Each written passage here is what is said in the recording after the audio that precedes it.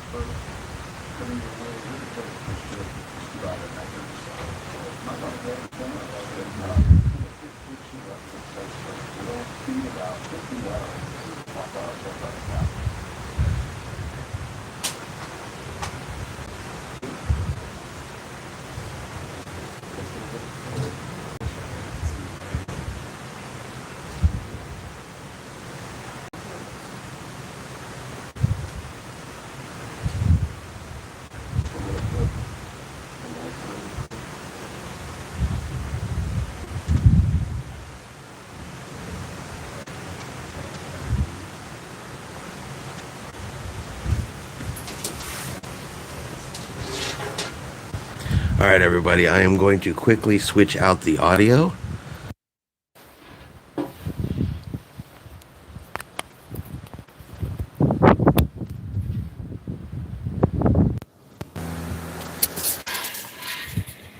Okay, so there is a narration from the bridge. So I have switched it out. That way the narration can be added to the live video at the same time. So you'll hear some talking that isn't me. And if you hear that, that's just from the bridge. Kind of pointing out interesting facts, history, things that they're seeing up there from the bridge. That way we can be aware of what's going on down here.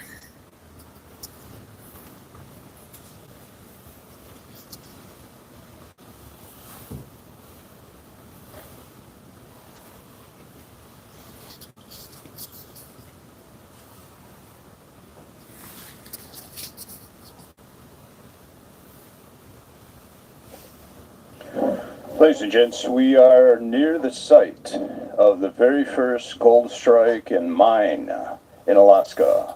If you're on the starboard or right side, you look off in the distance along the shoreline out there. In 1869, just 2 years after the United States bought Alaska from Russia, in Sanford Cove, off our starboard right side now, there was a mining town out there of Sumdum. The Sumdum Chief Mine produced close to 1/4 ton of gold. There were many wooden buildings along the shoreline out there off our starboard right side. And there's not a trace of the mining town today to be found, as nature has reclaimed all the mining rails, trails, and roads covered over the mining tunnels. Sumdum Mining Town, along the shoreline, starboard right side. Brewery in Alaska, there on that shoreline. There was a that lasted until the 1940s. It's all gone now, swallowed up by the thick rainforest, proving that today's wilderness is oftentimes yesterday's town.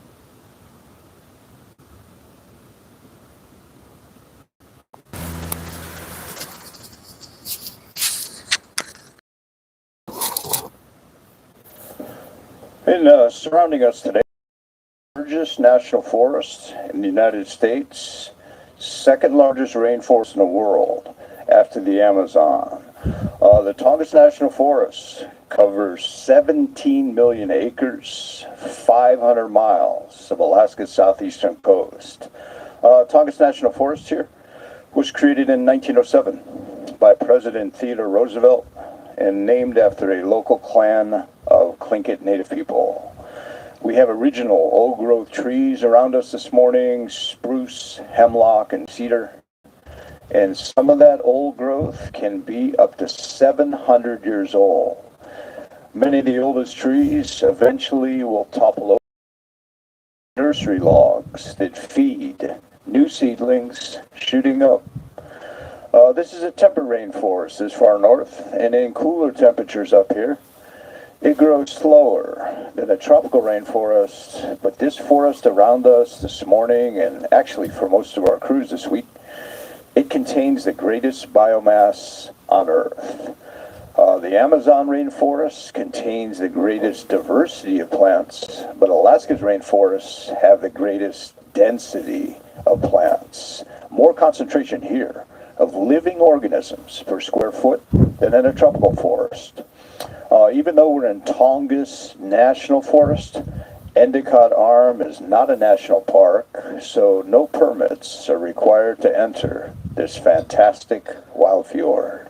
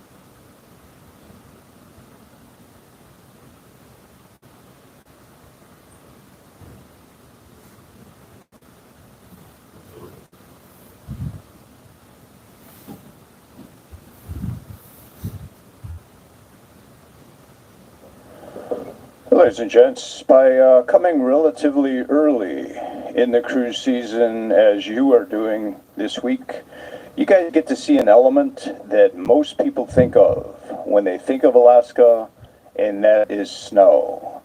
So if you look up on the mountains this morning, you can see the snow just about halfway down the peaks. And most of that snow will be gone in what's considered to be the high season of cruising in July and August. There'll just be a few patches left up near the summits. We also, during the month of May, get the most sunshine. That is the sunniest month in Alaska the month of May in southeast Alaska.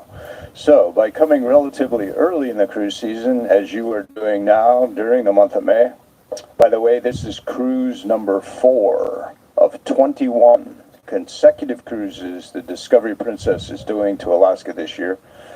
So by coming relatively early in the season, you guys get to see plenty of snow on the mountains and enjoy sunshine as well during the month of May. Lots of times people will ask me, Michael, a naturalist, hey Mike, what's the best time to come back to Alaska? We're already planning to revisit, take another Princess cruise. Well, Alaska spreads out its greatest hits throughout the year, and especially in the summer. It doesn't give you everything at once, all at one time. We get the most sunshine, and we get the beautiful snow during the month of May and into June. Then we get the most wildlife later in the summer when the salmon are here. The salmon start to arrive in their home streams. Like yesterday in Ketchikan, if anybody walked along the creek there, Creek Street, that river will be boiling with thousands of salmon in that stream coming home to spawn. So beginning of August through the middle of September, the salmon are here, but it rains more. We get a lot of rain then, and that's good for the salmon because the rainwater raises the water level of the streams so the fish can swim up a little bit easier. So a little bit more rainy in August and September, but much more wildlife because the bears are out, whales, eagles, everybody's feeding on the salmon that are in the streams. So if you want to see more wildlife and if you want to come back to Alaska, think about coming in August or through September. And the salmon are here, more wildlife, and then we tend to get northern lights, even from the cruise ship, during the last 2 cruises in September.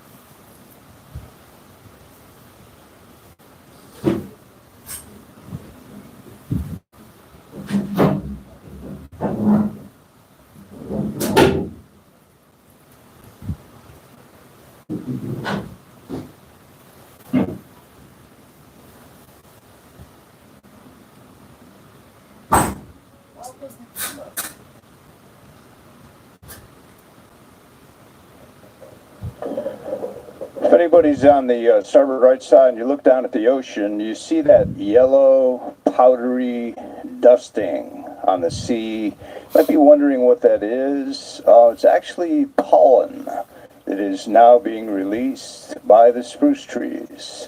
So it flies up into the air and then eventually drops down onto the water. You're seeing some pollen, the yellow, dusting, powdery substance that we'll see throughout the week on the ocean. So that is not pollution, that is pollen lifting away from the spruce trees, flying through the air, and then sometimes landing on the water.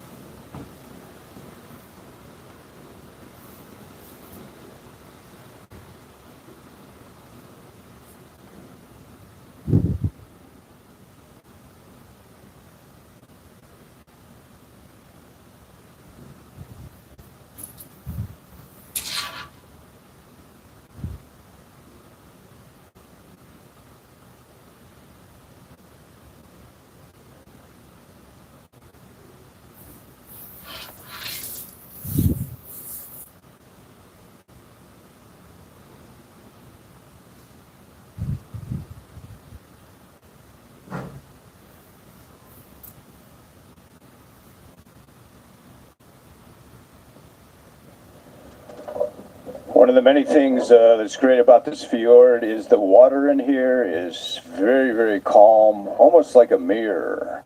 So today, what we see above the water will also be below, the reflections. So if you're on the port left side, got a great photo opportunity of the mountains reflected in the water, and then the icebergs in between. So really neat picture now off our port left side, catching the reflections of the mountains, and then the icebergs seemingly hovering in between upper mountain, lower mountain, and the water. So beautiful reflections now off our port left side.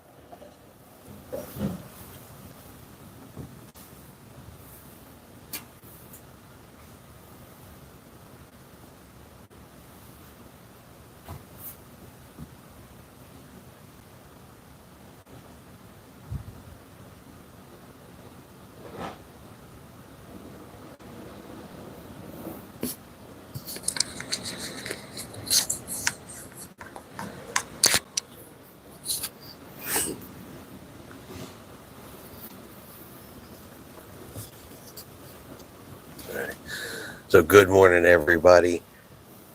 Just want to hop in here between the narration. Thank everybody for coming here to the live stream. I do see the comments going by here occasionally. It's a little bit chilly out here this morning. Somewhere in the upper 40s currently right now. I'm not doing a whole lot of talking myself during this live video. Not at this point, just kind of want to let everybody be able to take in the scenery and enjoy.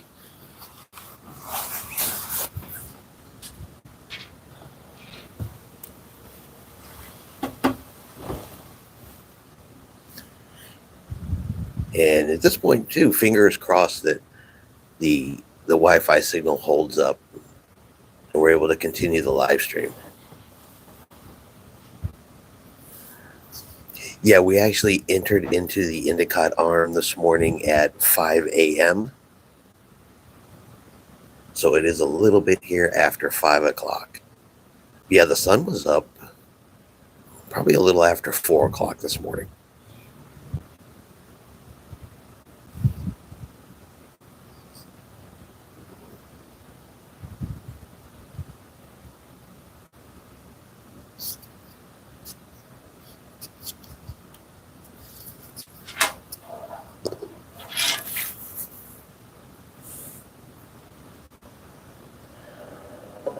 There are many adjectives to describe this fjord, with steep and deep certainly applying.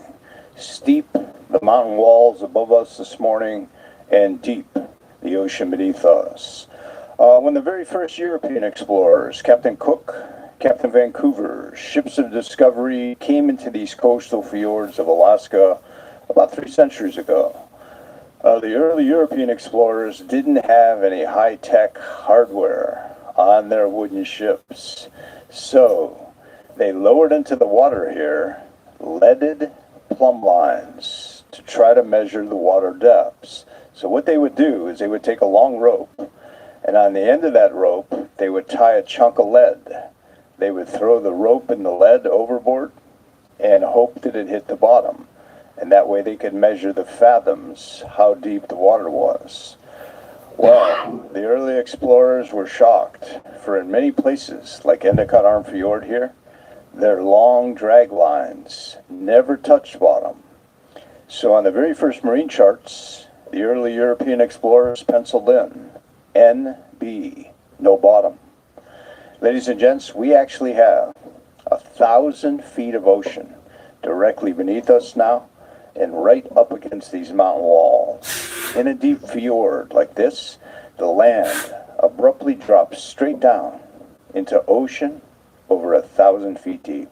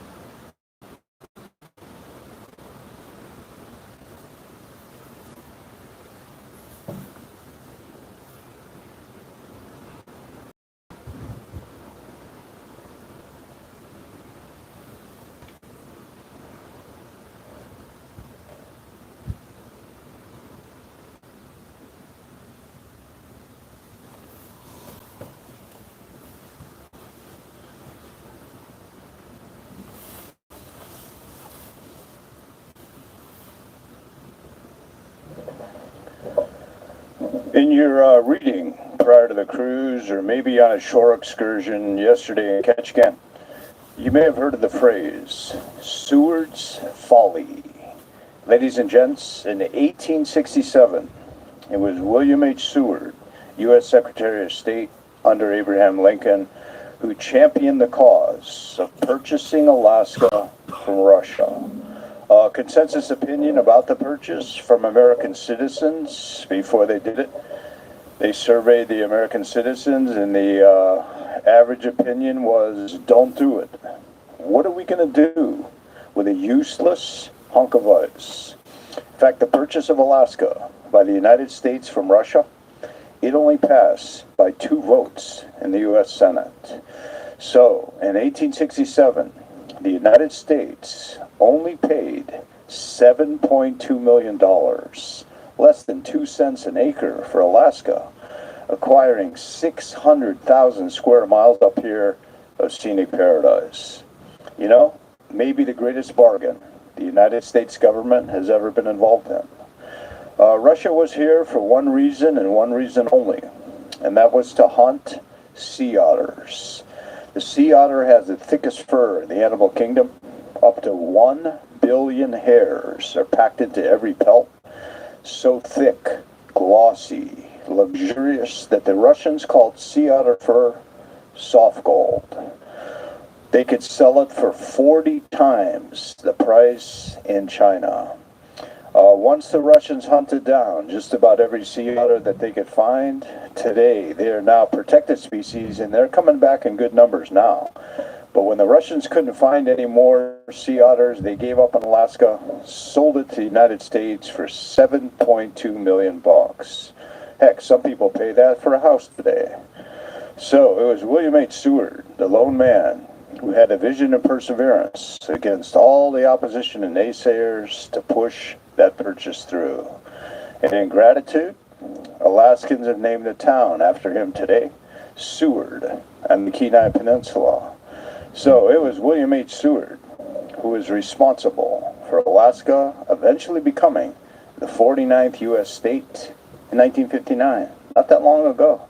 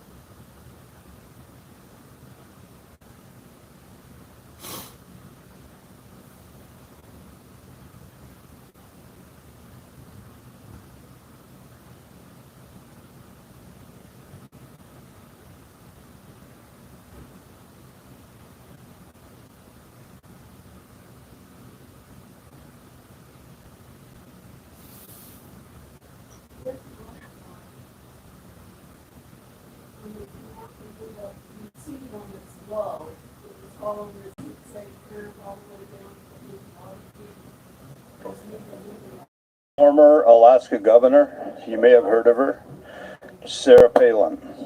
While Governor Sarah Palin, former governor, never said, "I can see Russia from my house." The actress Tina Fey, who impersonated Sarah Palin so very well on the TV show Saturday Night Live, Tina Fey made hay, twisting Governor Palin's words around. What Governor Palin did say, actually, factually, is, "I can see Russia from my state." And indeed you can. On a clear day up in northwest Alaska, you can look just 26 miles across the Bering Strait and you can see Russia on the horizon. The part of Russia that you do see from Alaska, 26 miles away, it's called the Kamchatka Peninsula. It's very much like Alaska. Wild country, big brown bears, volcanoes. A few summers ago, before COVID hit, on the Ruby Princess, we had a passenger aboard, a Russian woman who was actually born in the Kamchatka Peninsula, Siberia. And after talking about how the United States purchased Alaska, the Russian woman came up to me on the ship. She had a very large presence, a very strong personality. She shook her finger at me, Michael Anatolis, saying in her icy Russian accent, "You Americans did not buy Alaska from us. You are only renting." A chill shot up my spine. I looked at her and I said, "Are you Mrs. Putin?" It was the only time I saw her smile.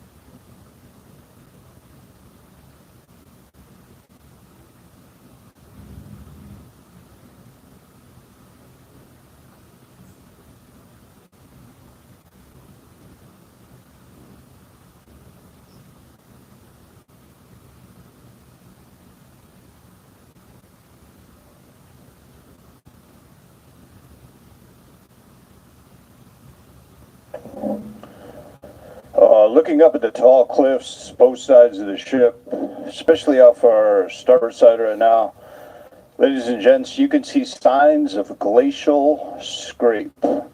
All the giant grooves of striations that we're starting to see in the solid rock mountains, the way these mountains have been scraped, scarred and marred, sliced and diced, all that was done by ice, even up near the tops of these mountains.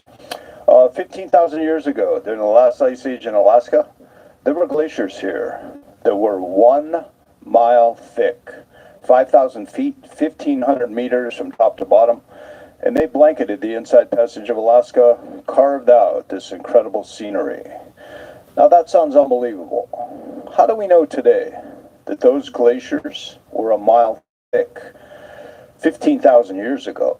Well, we can see signs, evidence of glacial scrape or ice action right up at the summits of these mountains, 4,000 feet tall, and the glacial ice also extended down 1,000 feet beneath us. This was not an ocean-filled fjord 15,000 years ago. It was a landlocked valley that during the last ice age, glaciers filled in, solid with ice, all the way up to the tops of these mountains, straight down to the valley floor. After the glaciers did most of the work here, grinding through this channel, the earth is warmed over the past centuries, and the giant glaciers retreated. Then the ocean flooded in about 1,000 years ago, creating this present-day fjord. Glaciers carved through this canyon like giant bulldozers in nature's construction zone. A catalyst for the philosopher Roland Barthes, who wrote, "The picturesque is found anytime the ground is uneven."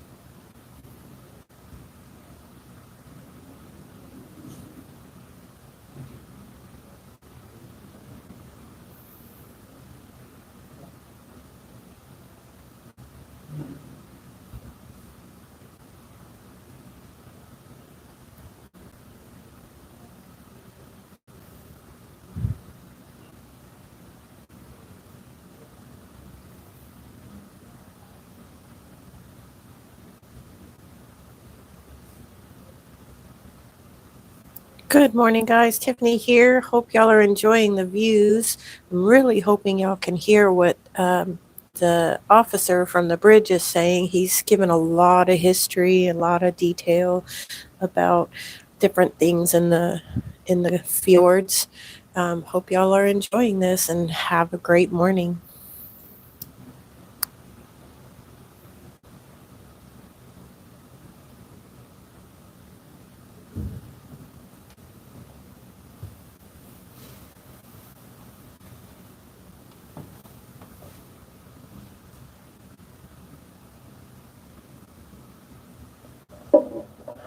So guys, if we drained all the water out of this fjord, we replaced it with ice, 1,000 feet down beneath us to the valley floor, 4,000 feet up to the tops of the mountains. That's what it looked like here. Solid ice, 15,000 years ago during the last ice age. This was the land of giants. There were glaciers here, 1 mile thick from top to bottom, carving through this landscape. And everything here, last ice age, was gigantic. Even the animals, there were fierce, powerful predators roaming this icy landscape. like saber-toothed tigers with 3-foot-long canine teeth. Imagine that. Giant, short-faced bears, twice the size of today's big grizzly bears. Earliest human beings arrived here from Asia 14,000 years ago. They walked across the Bering Strait land bridge northwest of us when ocean levels were low. And the reason why the ocean levels were low, so much of the water was locked up in ice, glaciers covering about half our planet. Very precarious times here then for man, last ice age in Alaska. Imagine walking out of your cave every day with a spear, a wooden spear, your only weapon, having to do battle with giant tigers and bears in a frigid winter that lasted all year long. Lifespan for man up here during the last ice age, you only lived 30 to 35 years. So clearly, today we are now living in a much warmer, in a far more gentle world.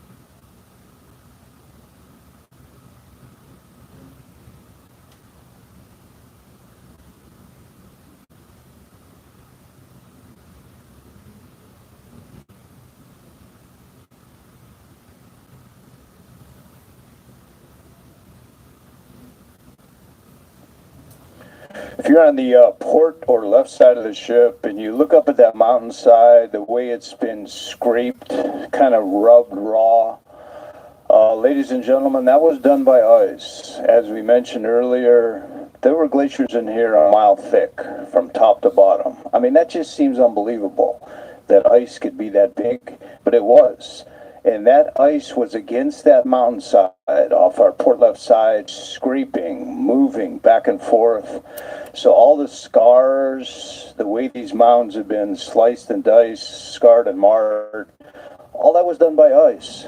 15,000 years ago here, they're in the last ice age, the land of giants. So when we look around these mountains, we are really reading the pages of time.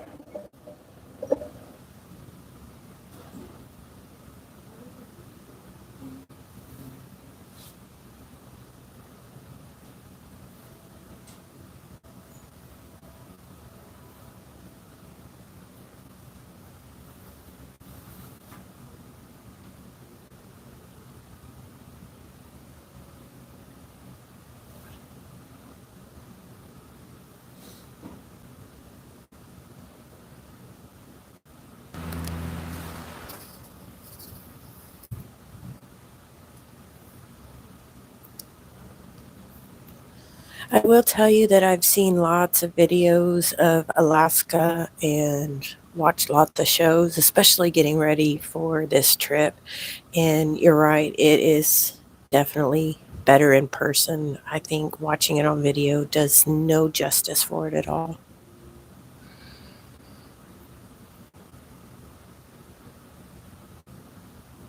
I think on the videos and stuff, you don't. You know, you might be wondering, what is the water temperature in the fjord here with all this ice, all these icebergs in the ocean? Well, the water temperature around us is 40 degrees Fahrenheit. More people die in the Inside Passage of Alaska from the simple act of falling overboard. If we go into this freezing cold water, you only have about 15 minutes to live. You can die right inside of the shore because you can't get over there. Your body cramps up while you're swimming. Hypothermia sets in and shuts you down.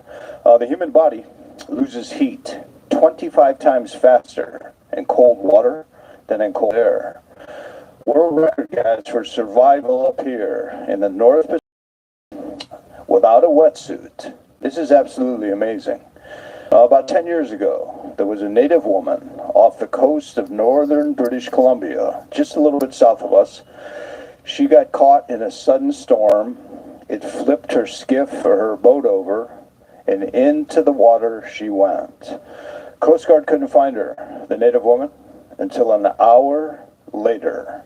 When they pulled the woman out of the water, incredibly, she still had a heartbeat. She was still alive after an hour's immersion in the icy water. The woman was also 5'2", weighed 285 pounds. So all that natural insulation helped to keep her alive. Hey, reason enough to hit the buffet 5 times a day.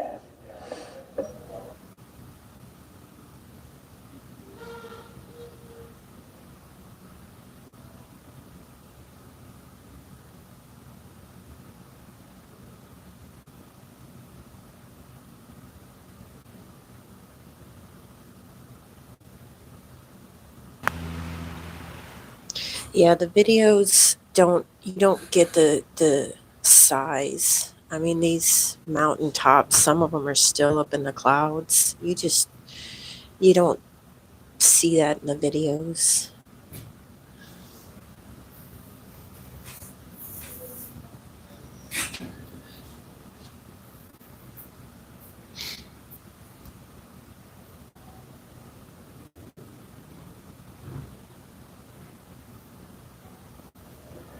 Wow, just to give you a heads up, if you're on the starboard right side, very, very close is an iceberg coming your way. It's not very big. It is melted down a bit, but it's what we call heart ice. It looks like blue glass. So coming your way, guys, just about 20 yards off our starboard right side. Look down. This is a piece of hard ice. It comes from the deep center or heart of the glacier. All the crushing weight of the ice above squeezes out the snow and air bubbles, and we are left with the very essence of ice. Amazing blue hues or colors in this iceberg. Piece of hard ice. It can be 500 years old. It comes from the deep center or heart of the glacier. So beautiful piece of hard ice coming off our starboard right side.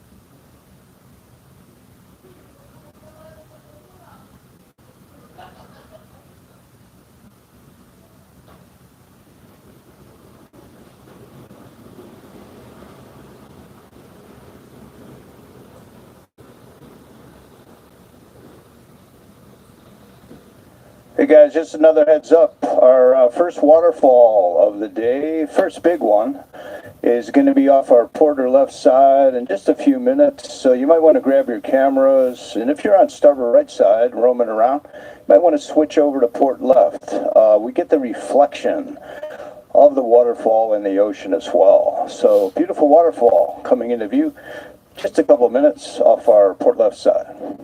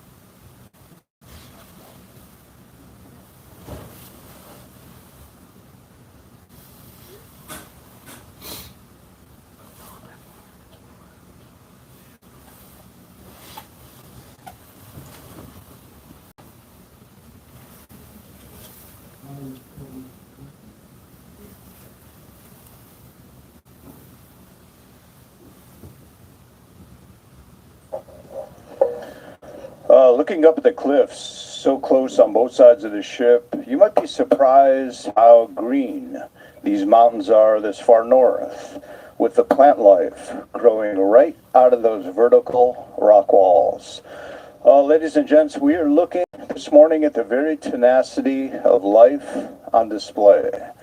Besides the trees up there, there are shallal and hemlock bushes sending taproots down into cracks in that vertical rock. You know, a taproot is one of nature's astonishments. As it expands or grows, a slender taproot can generate pressures up to 700 pounds per square inch. That's enough pressure to split rock open or punch holes through brick walls. The organic taproots from the stunted bushes and trees here, growing out of the vertical mountainsides, they find enough hardscrap to survive in such a harsh vertical world. In this steep fjord, life grabs hold everywhere and holds on tight.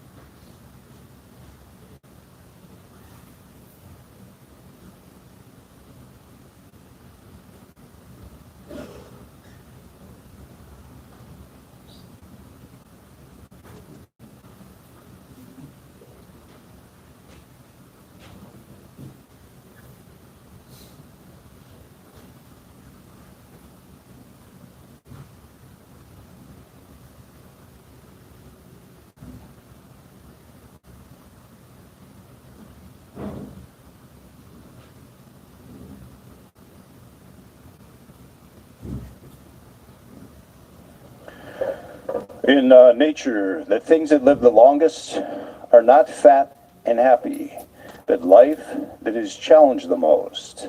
Longest living things on Earth are Bristol cone pines, trees nearly 5,000 years old up in the White Mountains of Southern California. The Bristol cones grow in very thin air and lunar like soil. Some of the best wine comes from vines that are the most stressed. Things that have it easy on the gravy train, so to speak, they die early in nature. But plants and trees, like the ones we're seeing this morning, growing out of these cold vertical rock cliffs that have to fight through adversity, they have the longest life. They're metal tested and hardened. by constant challenge. So in nature, adversity breeds longevity.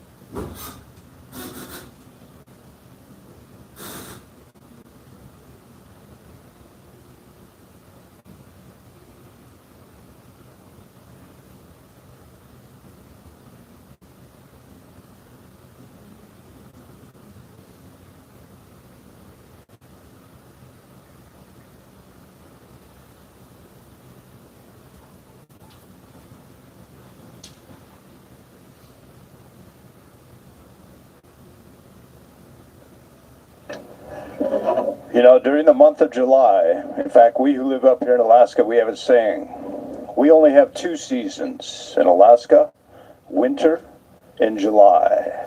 So 4 weeks is summer. That's about how long it lasts up here. So in the month of July. And in July, there's hanging gardens on these rock walls in the Alaska fjords. They will be festooned with brightly colored wildflowers. Ladies and gents, there are 1,500 different species of wildflowers that decorate Alaska in the summertime. Now you might wonder, what pollinates the wildflowers this far north? Well, believe it or not, hummingbirds. The rufous hummingbird will zing around the cruise ship as if greeting us when we enter the fjords up here in July. And it's a big mystery.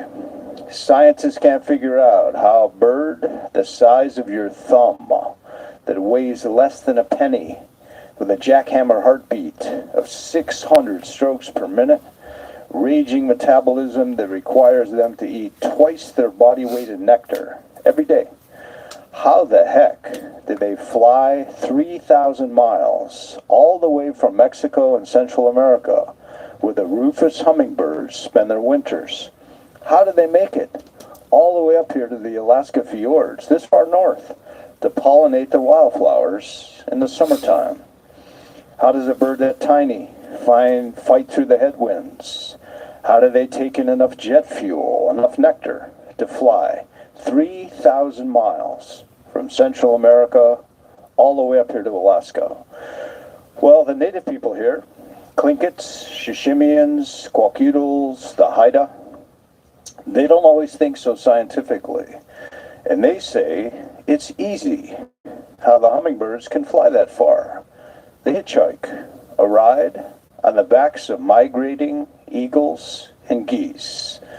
Would a bald eagle even know if a tiny hummingbird was riding on its back?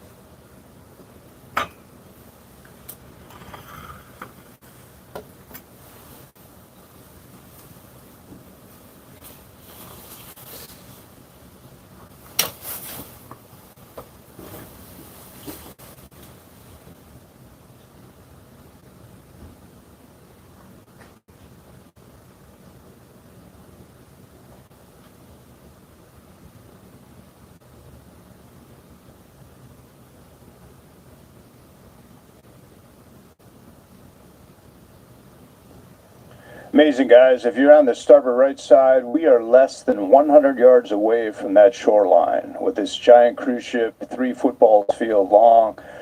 So again, the water is 1,000 feet deep, right up against that shoreline. Unlike Florida or California, there's no gradual shelving here. Where like in some places in Florida on the beach, you can walk out about 50, 60 yards and you're still in the ocean up to your waist. But here, the land abruptly drops straight down into water 1,000 feet deep. And that's how deep the water is, right against the shoreline. So very, very close to the shore. But the reason why we can go so close is because there's a lot of forgiveness.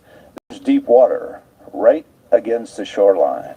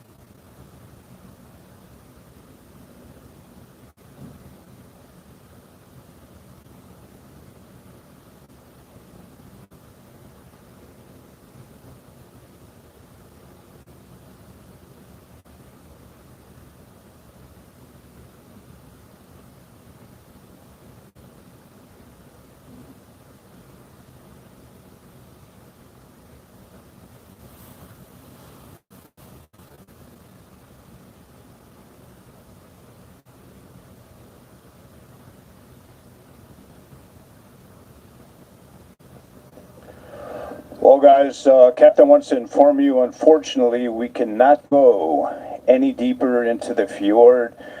If you look straight ahead, there are some massive icebergs that are clogging the narrow channel ahead of us. So safety is the number one concern to the captain, your safety, the safety of the ship. So in just a short while, we'll be making a turn to port to slowly turn the cruise ship around. Because if you look ahead, there's almost more white than water. So some really big icebergs up there clogging the channel. If one of those icebergs would hit our propellers, then we would be so delayed, so late, making it to Juneau, Skagway, Victoria, other points. It would throw the whole itinerary off. So safety, number one in our captain's mind. Believe me, he wants to go in as far as possible, but again, your safety, the safety of the ship. We do not say the T word aboard the cruise ship, meaning another ship that got too close to big icebergs. You know what happened. But so that's why the safety is number one concern. So Captain will be turning the ship very, very slowly. You get a sweeping view of the whole fjord from this vantage point.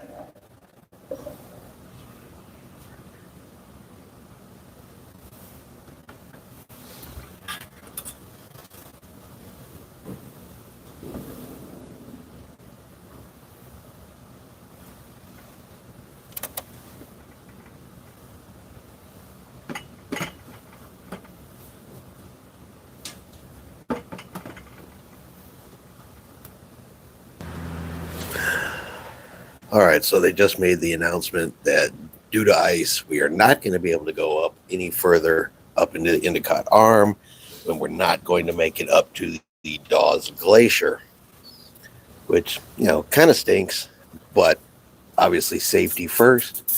So at this point, the captain is, like I said, they're going to start to spin the ship very slowly around and give us some nice scenic views.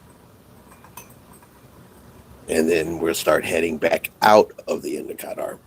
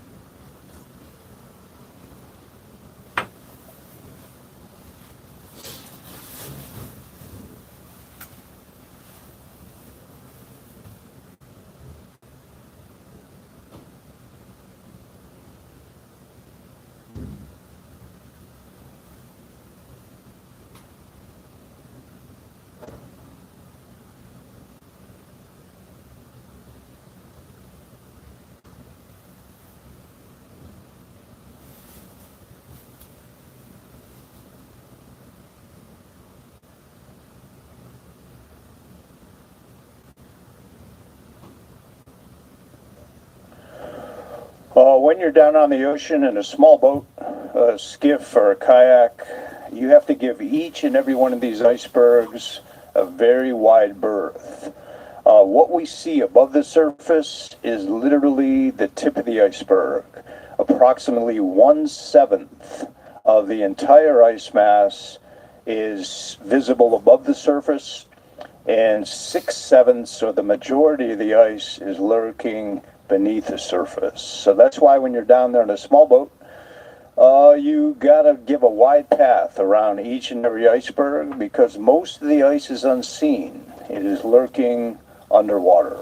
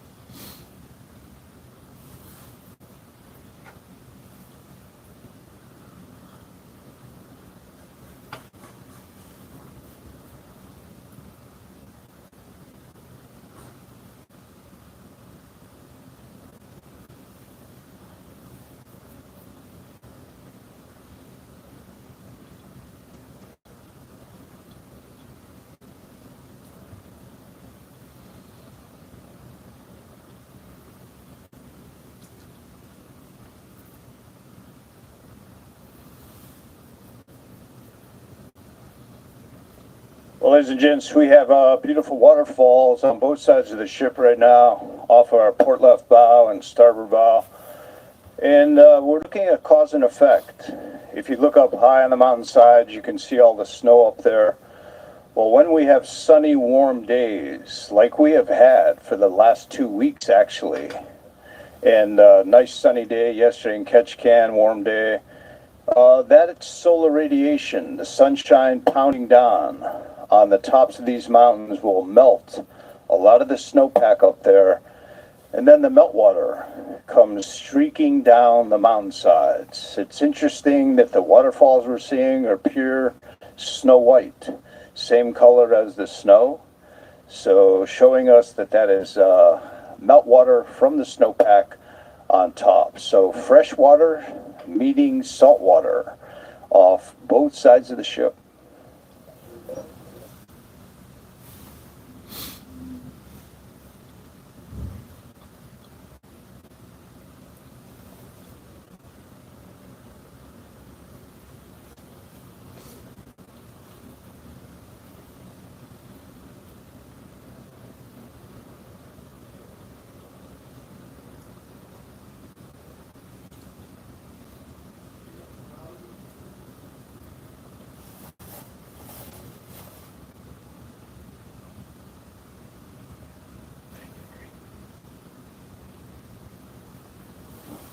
They didn't offer soda or water.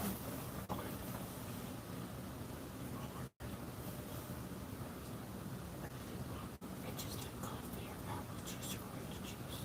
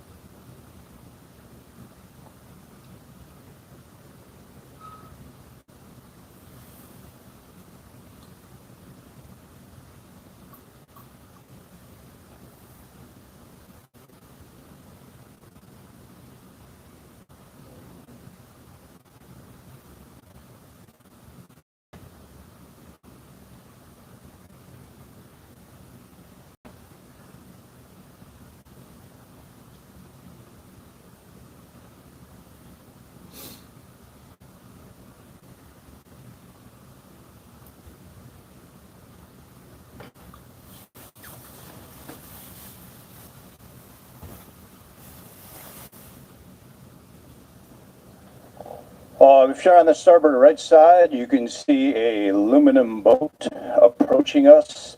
They will be coming alongside the Discovery Princess, and it's actually a princess tour. Some of our passengers will be boarding the boat approaching us, and they will go on and try to get closer to the glacier in this smaller boat. So, small boat approaching us, starboard right side, they'll come alongside, and some of our passengers will board the boat and they will zoom away and hope to get around that final corner to take a look at the glacier. So it's a great princess tour.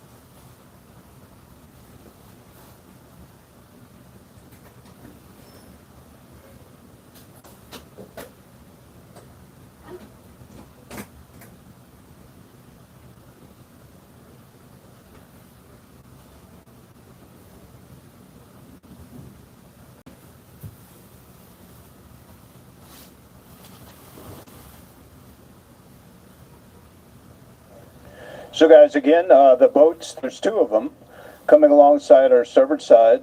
It's a Princess tour, so our passengers will go on the small boats, and then they will leave us and try to go a little bit closer to the glacier. Being smaller, they can maneuver around those big icebergs up ahead.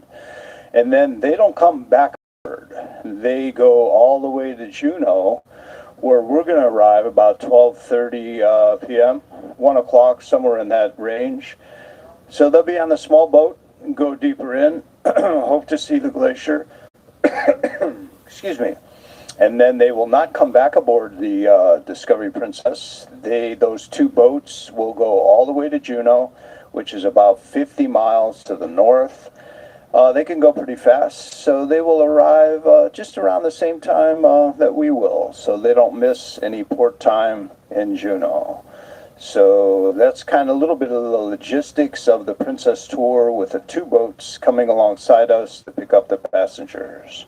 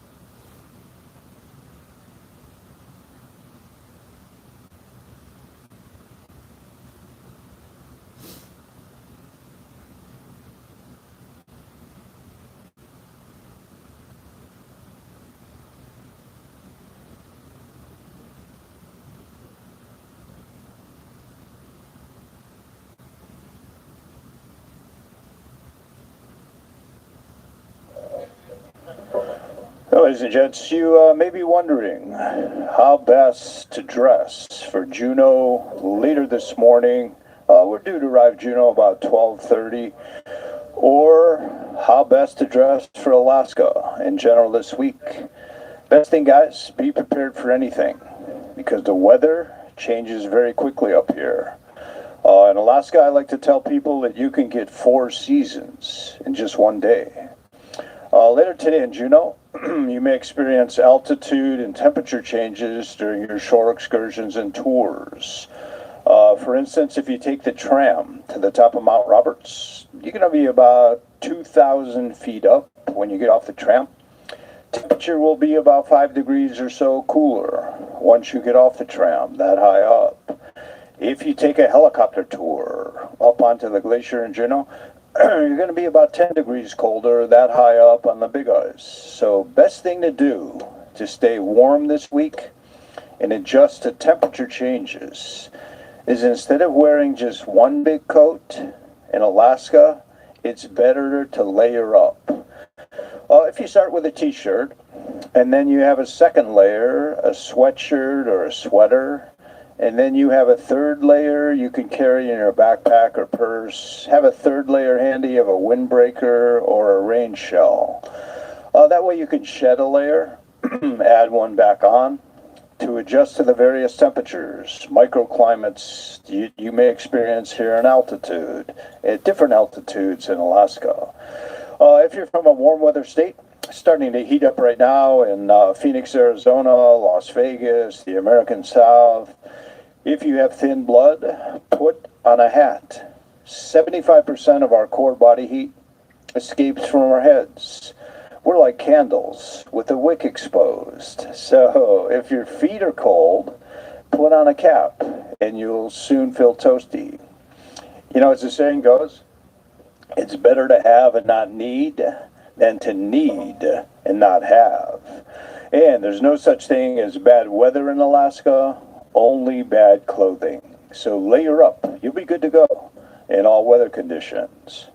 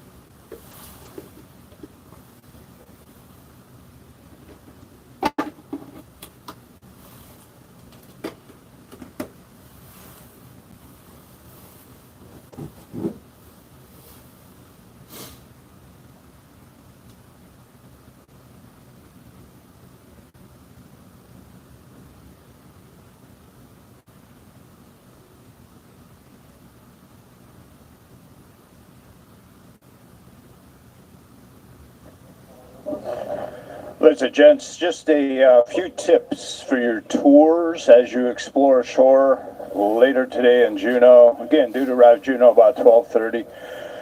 Princess Whale Quest tour has really been great. There is a permanent population of humpback whales in Auk Bay, just around the corner from downtown Juneau. And the humpies have been very active, bubble netting and breaching, so have your cameras ready if you're on the Princess Whale Quest tour. Another great thing to do later today, take the tram to the top of Mount Roberts. Amazing panoramic views up there and some great hiking trails.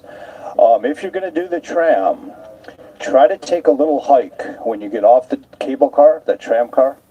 Go about a quarter mile uphill. It's well marked. You want to go to Father Brown's Cross.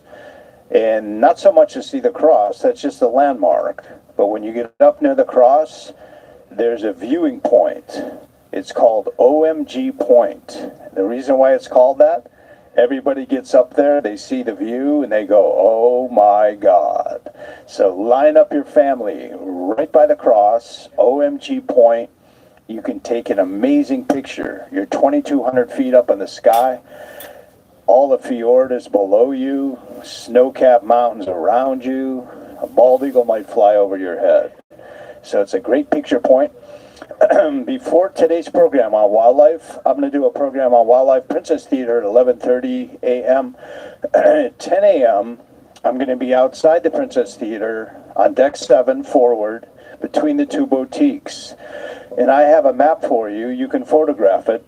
It shows you exactly where Father Brown's Cross is when you get off the tram and where OMG Point is. And I actually have a picture to show you taken from that great viewing area up there. So come see me 10 a.m. and I will give you a map showing you how to get to Father Brown's Cross, OMG Point from the tram. Also today you got to go see Mendenhall Glacier. What other U.S. capital city, Juneau, has a glacier 12 miles from downtown? There are huge blue icebergs floating in the lake that cracked or calved off Mendenhall Glacier. Next to the visitor center at Mendenhall Glacier, there's a wonderful hiking trail. I wouldn't even call it a hike, I'd call it a walk. It's very flat, 1 mile. You go on Nugget Falls Trail to see a colossal waterfall. That waterfall is so big, people look as tiny as ants at the bottom. So again, Visitor Center, Mendenhall Glacier, you want to take the Nugget Falls Trail. I also have a map you can photograph of that, of the Nugget Falls Trail. Again, 10 a.m. outside Princess Theater, between the two boutiques. I will be there with the maps, OMG Point up by the tram, and also to show you how to hike out to the waterfall on Nugget Falls Trail by the glacier. And you can see bears today, possibly, from the Nugget Falls Trail at the glacier. It's perfect brown bear habitat out there by Mendenhall Glacier. Big brown bears, coastal grizzlies are everywhere now. The moms are out of the caves with their cubs, and they're all eating dandelions to reboot their digestive system. So be careful. You want to look to the left from the Nugget Falls Trail, and you might see some bears, but be bear aware. Be careful. I'll be doing a program, Michael Natros, Princess Theater, 11:30 a.m. this morning, before we get to Juneau, all about the Alaska wildlife. And half the program this morning is devoted to bears and what to do if you would happen to get too close.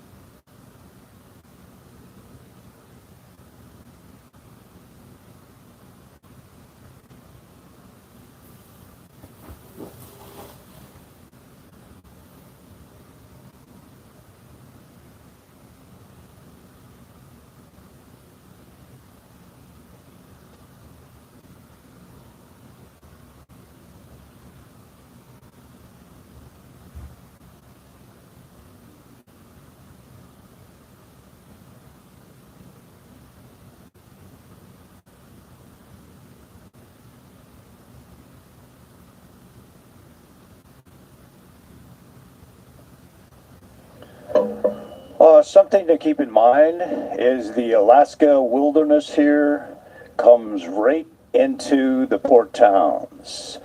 At your homes in the lower 48 mainland United States, you might be used to driving an hour or so to get out to parklands or woods that have animals. But here in Alaska, the wilderness and wildlife come right to the edge and sometimes actually into the port towns. For instance, when we get to Juneau later this morning and you're walking into town, look up, check the trees above the sidewalk, or look at the tops of the buildings near the harbor water. You may see bald eagles perched right in downtown Juneau. A couple cruises ago at the start of the season, there was a black bear in a little pocket meadow that everybody photographed as soon as they got off the tram.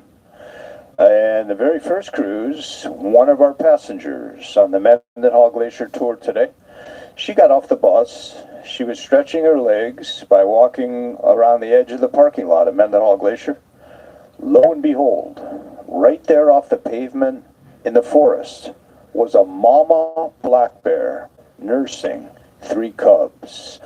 Our passenger switched her phone camera to video. She shot 20 minutes of the black bear mama and her cubs framed by the Emerald Forest. It was National Geographic-like footage. So when you guys go down the gangway from the ship, always be ready and expect the unexpected.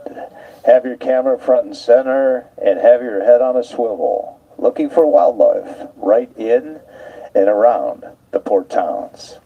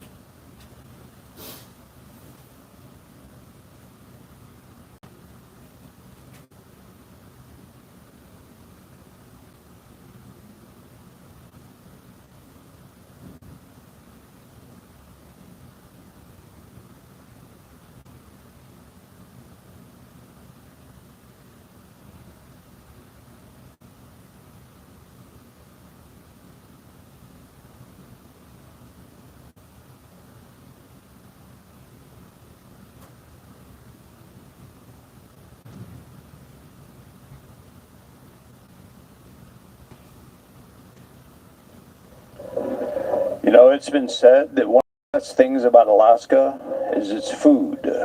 All the fresh seafood from the icy waters here. If you're out and about or in between tours today in Juneau and you're looking for a bite to eat in town, a couple places, guys, I would recommend to you. The first is a restaurant called the Twisted Fish. Great seafood. When you get off the Discovery Princess, you want to take the first immediate left onto a wooden boardwalk that hugs the harbor in Juneau. And you walk about 100 yards toward town, you will find the Twisted Fish restaurant. The commercial fishermen bring their fresh catches right to the kitchen of the restaurant. You know, Alaskans don't eat hamburgers up here that much. We eat butt burgers, halibut, the big bottom fish with the slabs of white meat. Try a halibut burger at the Twisted Fish with an icy cold Alaska beer fresh off the tap, and you are living right. Twisted Fish is just open for dinner now. They're going to open for lunch in the month of June. So just dinner time, they'll be open about, I think it's 5 or 5:30 p.m. So pop in there if you're hungry at dinner time. If you've never tasted king crab legs or you want to top your previous experience, you gotta go to Tracy's Crab Shack.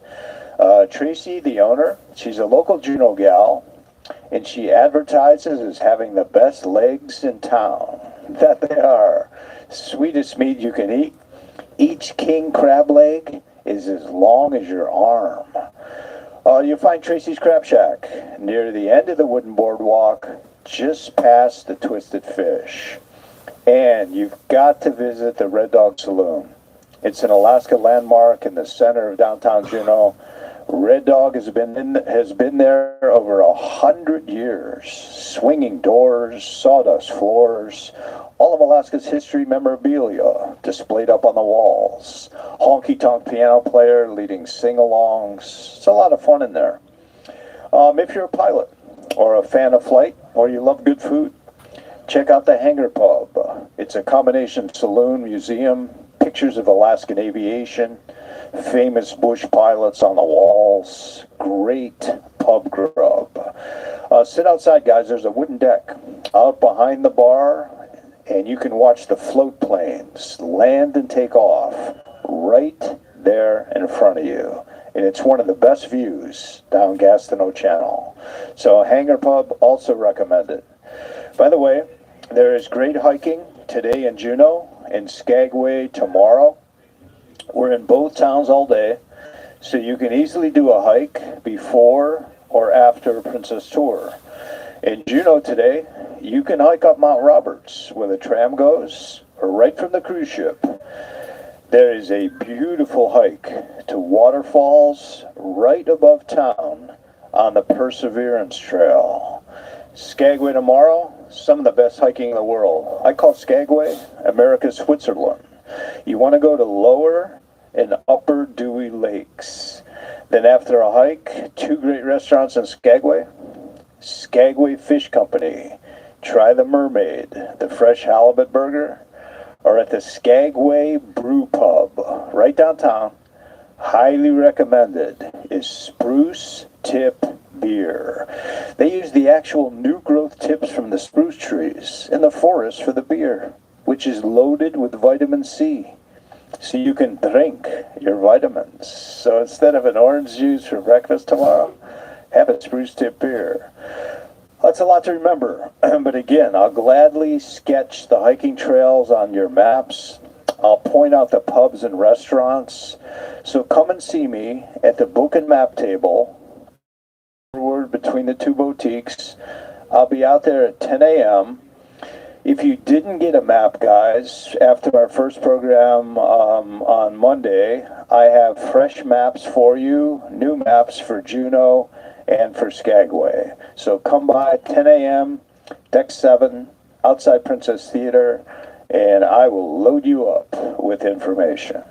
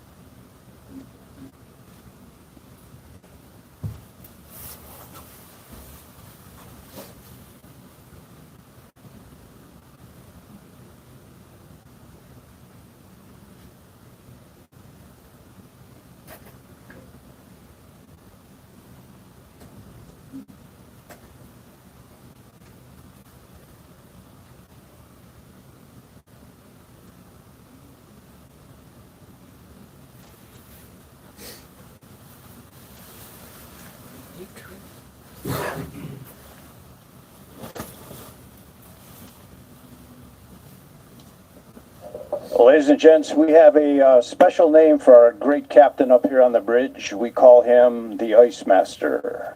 And he has positioned the ship so you can take a look at one of the biggest icebergs we have seen in a long time off our starboard right side.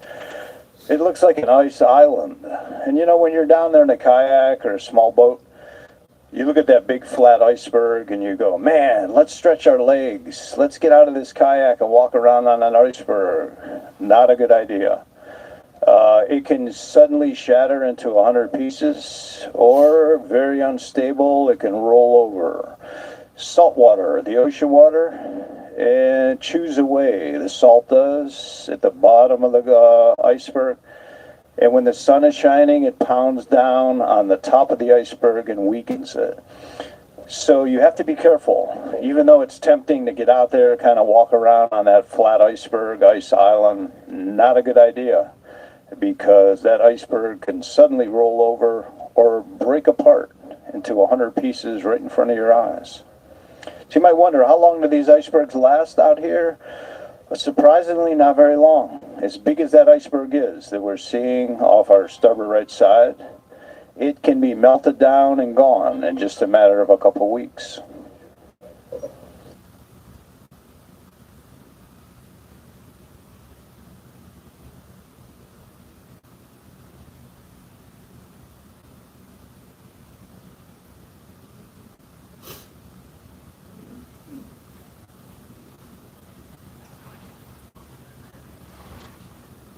I don't know what you drink still on here.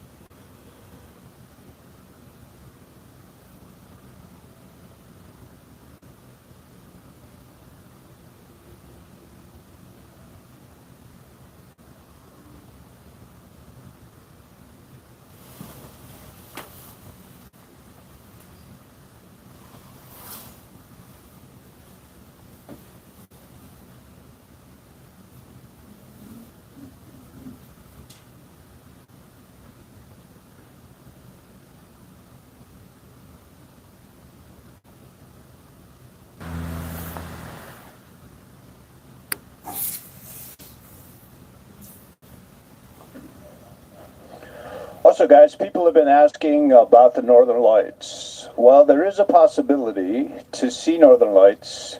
We need two things. We need early darkness. It's getting dark now about 9:30, which isn't bad.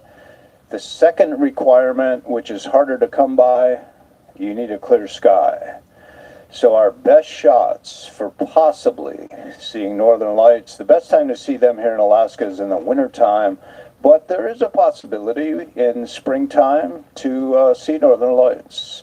So we want that darkness and we want a clear sky.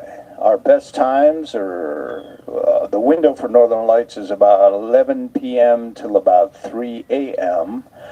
And our best places to see Northern Lights would be leaving Juneau tonight, and even better, tomorrow night after leaving Skagway, because we will be very far north. Tomorrow night, 1,200 miles north of Seattle. So best thing to do, pop outside about 10 p.m. on your balcony or outer deck. If you can see the stars shining, that's telling you the sky is clear. Also, guys, you might want to download on your phones a free app. However you get your apps, it's called My Aurora Forecast. So it's 3 words, My Aurora Forecast. It's a free app to put on your phone, and it actually gives you percentage probability based on our exact location. So that helps as kind of a guide as well. So again, that app is called My Aurora Forecast. It's a free app, available iPhones and I would imagine Android system as well. So download that app. It'll give you a percentage probability. Check the sky if we get a clear sky. And you know the great thing? Our captain will actually wake you up. If the officer on the watch sees the Northern Lights late at night through the windows on the world, I call them, up here on the bridge, they will patch in an announcement to your cabin. 2:30, 3 in the morning. Don't break your leg hurrying to put your pants on. So take your time getting dressed, pop outside if you do get that announcement. So we'll cross our fingers, and what you want to do is you want to go out on your balcony, turn the lights out behind you. If you don't have a balcony, go out on the ship to one of the top decks, try to get away from the ship lights, find a dark corner, and usually what happens when the northern lights are coming, you get a green neon flicker above the mountain ridges, like somebody's turning a light switch on and off. And then if they're coming full display, you get the green, you get the strawberry pink, and you get shades of violet, all mixed together, dancing across the sky. Your camera, turn your flash off, and you want to be able to hold your cell phone or your camera still, prop your elbows maybe on a rail, and your aperture is going to stay open for about 20 seconds to let in the light. And your camera will actually see the northern lights better than your eye can. The human rods and cones in our eyes aren't as sharp as these new phone cameras. So we'll give it a shot. And again, the window would be about 11 p.m. till 3 in the morning. The captain will wake you up very gently and politely in your room. If the northern lights do show up, our best chances would be tonight, leaving Juneau, and tomorrow night, leaving Skagway.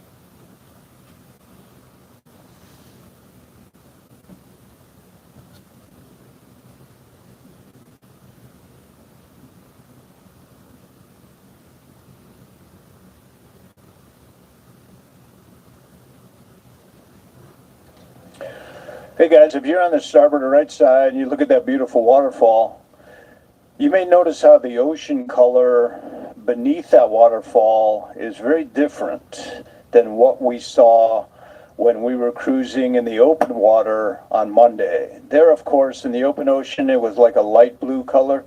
Here in the fjord, it's been described as lime blue, kind of a combination of lime green and blue.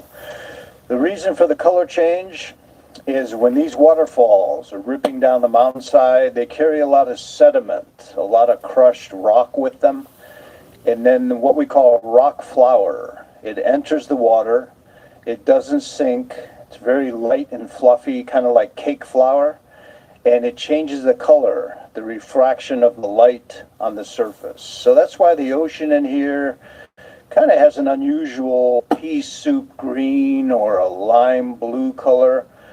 That's because there's a lot of suspended sediment or rock flour. It doesn't sink, it floats on the top layer of salt water, refracts the light, and there's a saying that there's so much dirt or sediment in the waters of the fjords up here that if you would fall overboard, you're more likely to get dirty than wet.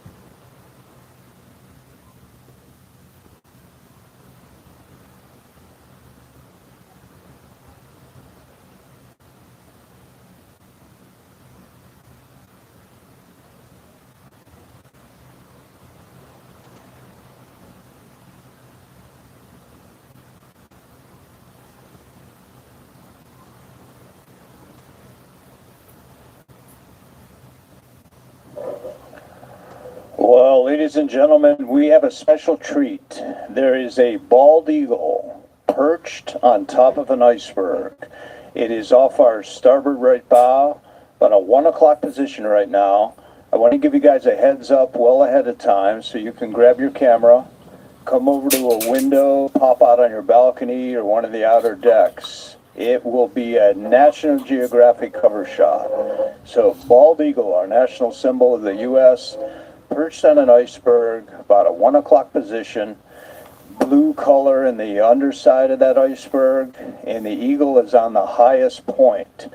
They use icebergs as fishing platforms to get a little bit of a higher vantage point to look down into the water to see fish.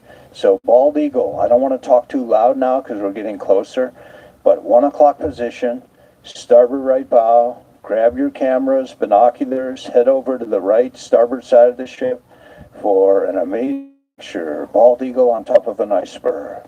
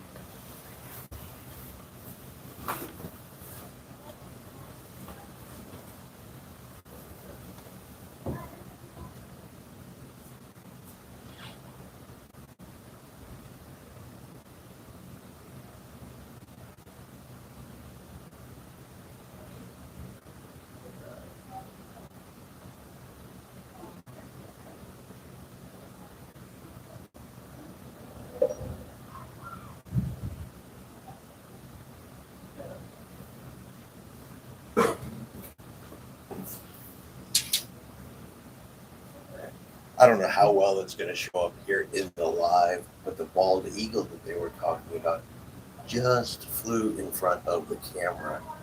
I think it'll be looking really, really sharp,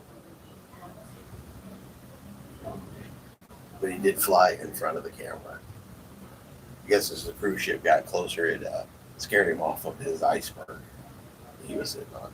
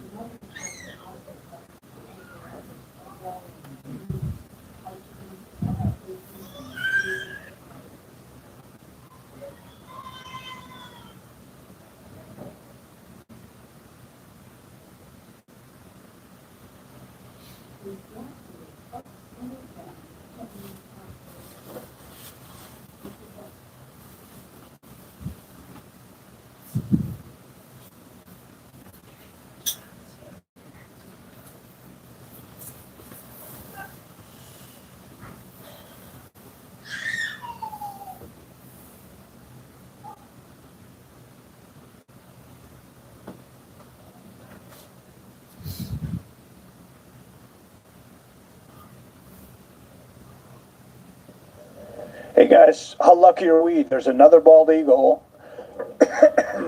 Excuse me. Starboard right bow.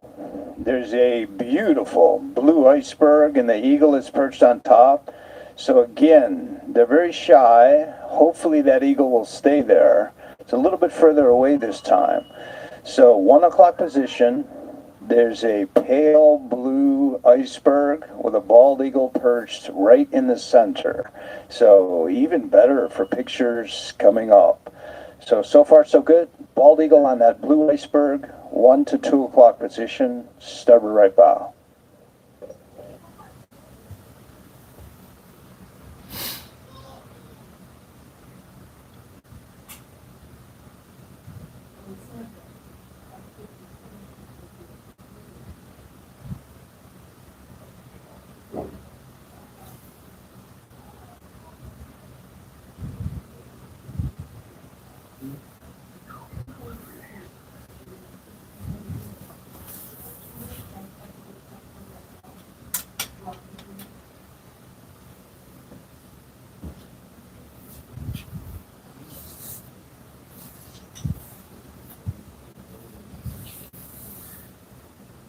Yeah, I really like the narrative that's coming from the bridge. They kind of point things out, let you know where to look as you get closer to it.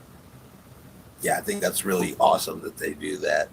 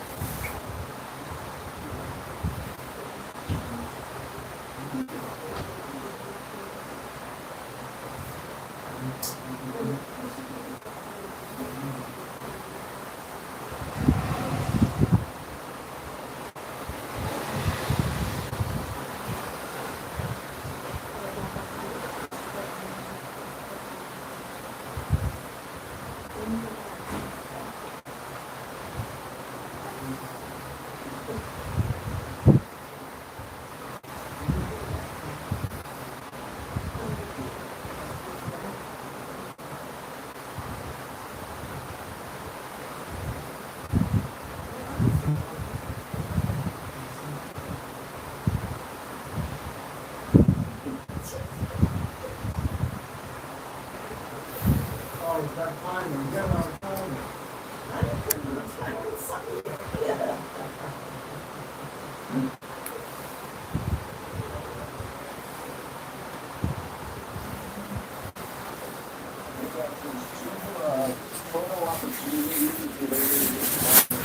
just want to let you know about, kind of go over them again for you. Definitely Instagrammable, or put them on the gram for sure. Number one, if you take the tram, you get off the tram, it takes 2 minutes to zoom up the cable. And when you get off, take a look at the cruise ship down below on the viewing platform as soon as you get off the tram.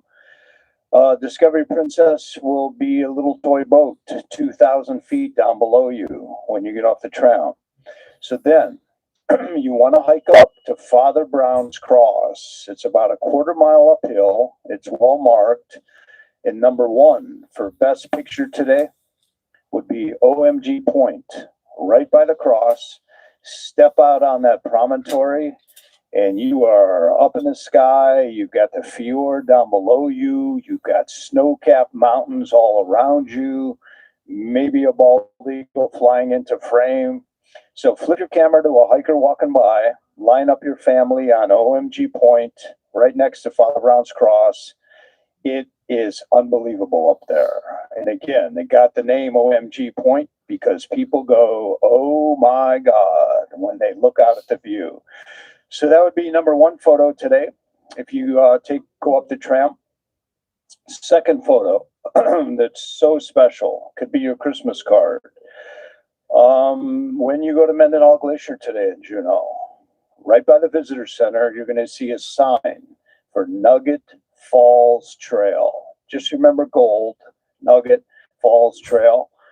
It's 1 mile. Anybody can do it. It's not even a hike. I call it a walk. It's totally flat. Go out to the end. Stand on the point of land by the waterfall. The waterfall is 1,000 feet, and people look as tiny as ants at the bottom. Stand on the point of land closest to the water. Give your camera to somebody. Put it on panoramic, so it's a wide shot. Line up your family there. You got the glacier over your right shoulder, so close. You got 1,000-foot waterfall over your left shoulder, and you and your family are in the middle. It is absolutely amazing to see H2O, water, in two different forms, frozen as a glacier and moving as a waterfall, and you're in the middle. So 2 best pictures today: Father Brown's Cross off the tram, OMG Point, number 1, and number 2, Nugget Falls Trail by Mendenhall Glacier. Go all the way to the end, stand on the point of land, shoot the glacier over your right shoulder, waterfall over your left, and you and your family in the middle. Again, I'll be outside the theater. I'm going to do a program on wildlife at 11:30 this morning, and I'll be outside the theater at 10 a.m., and I will sketch on maps for you exactly where to find the 2 photo opportunities.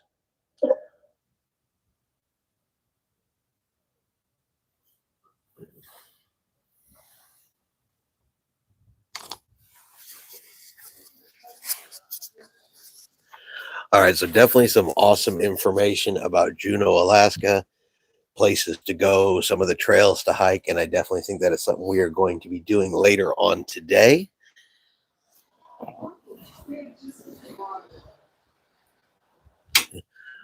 Now we are currently heading out of Endicott Arm, and we should be in Juneau, Alaska, here in about 4 hours, 4.5 hours. We're due there about 12:30 today.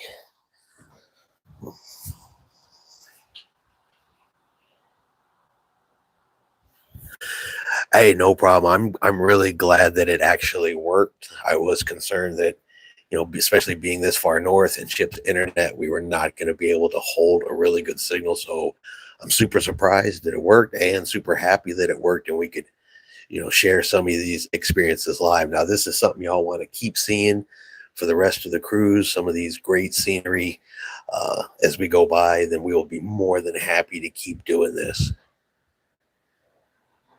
So you guys just let us know in the comments, in the replay. Like I said, if this is something y'all want to keep seeing, we'll definitely keep doing it. Now we are fixing to bring this live stream here to a close. We've been going here for a little over 3 hours, and so I'm not sure exactly how much more battery power that I have. So I don't want it to shut off in the middle. Give me a chance to recharge everything, and then we can start back up as we get closer to Juneau. I'm sure there's going to be some beautiful things to see up there, as well as the town and the city. We are going to do some of those hiking trails that he was talking about. I definitely want to get over there and see the waterfall, the glacier, and get video and pictures of all of that. So we're going to have all that for you guys as well. It does get dark at night. It takes a while. The sun usually starts to go down, below the horizon about 9:30. But by 10:30, 11 o'clock, it is still actually dark at night. It's just daylight longer, so it doesn't get dark till late. And then, like I said, the light's already back by 4 o'clock in the morning.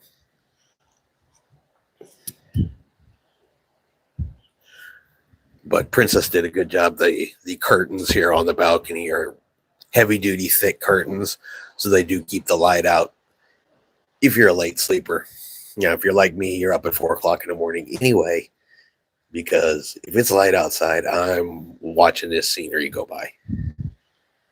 I don't want to miss anything. So far, there has been so much to just look at that I'm pretty sure we're going to have to take this cruise multiple times just to be able to honestly take it all in.